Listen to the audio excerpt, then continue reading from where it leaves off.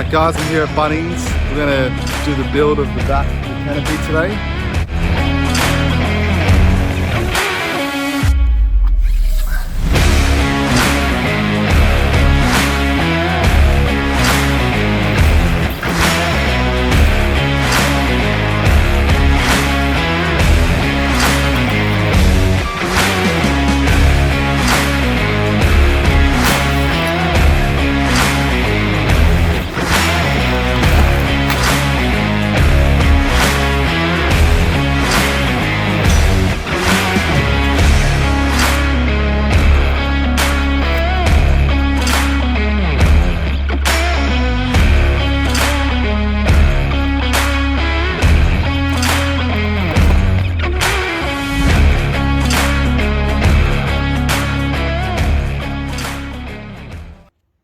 Few things I want to make sure I get in the car. The main thing is this is the microwave oven air fryer. This is just my little drawer that goes underneath it. I need to get my fridge in there too. And then to power the fridge, I've got my 12-volt lithium battery in there and my 40 amp AC/DC charger.